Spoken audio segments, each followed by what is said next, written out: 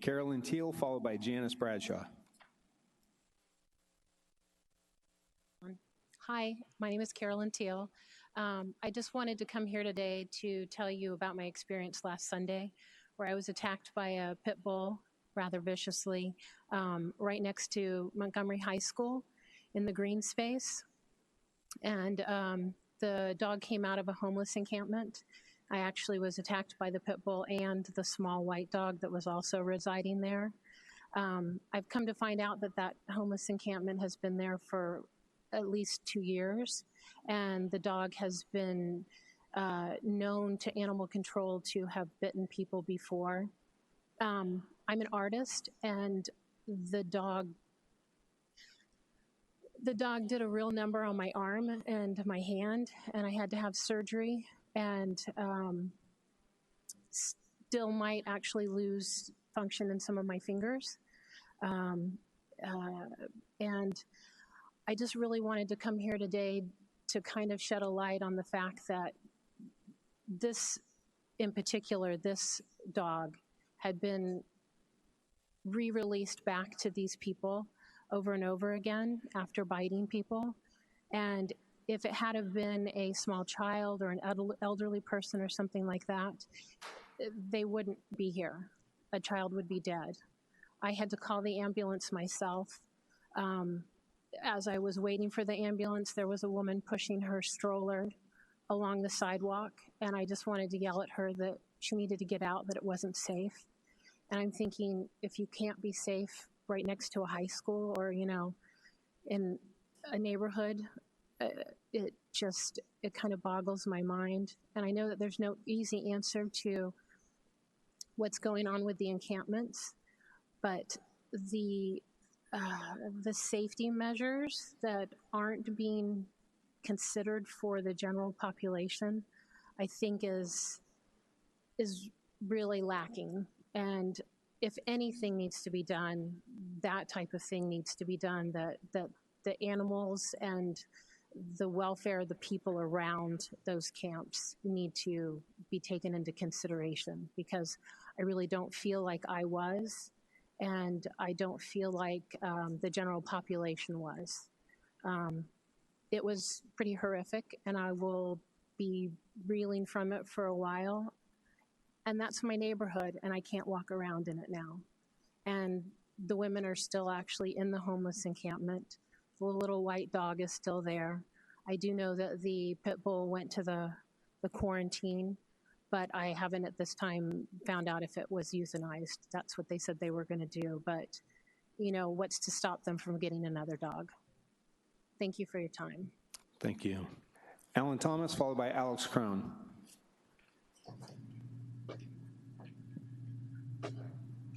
Thank you, Mayor Schwedhelm, Vice Mayor Fleming. Alan Thomas, 306 Boyce Street. It's really hard to follow up and talk about the issues that Santa Rosa's been facing with the folks that sleep outside. I know you like to always call them homeless, and your kind of carte blanche thing is just to deal with housing issues. But you can tell this is not just a housing issue. We've been told time and time again that this population, whatever words you want to attach to them, don't want to seek shelter. So it's a little disingenuous when you speak of the issues that the public are having regarding being attacked, public defecation, having things stolen, being intimidated. The city park over off of Quanah Springs Road, there's an article on the front page. I can't imagine you didn't see that, where there's an individual who would normally be like, yeah, 20-acre park, that's fantastic. We have bocce courts, we're gonna have all these things, but we don't want that. Because people down there, the people over here, the police department, the county, the governor, they can't protect people. And without that protection, everything's getting shut down. So you have to broaden your scope. I please ask you, broaden your scope. It's not just about housing. It's about activities that take away from our community on a daily basis, year after year after year, and it's getting worse and worse. And people either fight like the group CAN here, Citizens for Action Now, or they flee. They go to Boise, or they go to Arizona, or they go to Florida, or they go to wherever they go, but they don't stay here. I don't want to leave. I like Santa Rosa. I was born here in California. So, you know, this is my state, but I feel like it's just literally falling apart. And to keep banging the same drum about housing at $500,000 a clip to put up a house, that just isn't feasible. But what's feasible is correcting the behaviors that the people that are living and the people that are creating those behaviors. So please focus on what the issues are. Don't lump it all together and say, well, we'll finally figure it out once everyone's housed. Because there's not going to be people here in Santa Rosa that will be able to support all that. So again, like I said, my heart goes out to that woman, and I'm sure it touches all of you.